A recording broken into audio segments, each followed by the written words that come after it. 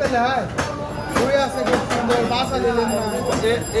এই 350 টাকা কেজি 20 টাকা দেন নদের বলছে না এই পাঙ্গাস নদের পাঙ্গাস কয় কেজি এটা 7 কেজি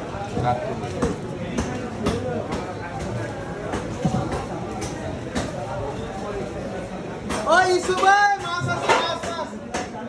ভালো ভালো নদীর পাঙ্গাস এবং ভালো ভালো নদীর বাসা ট্যাংরা ইসি চিংড়ি যদি নিতে চান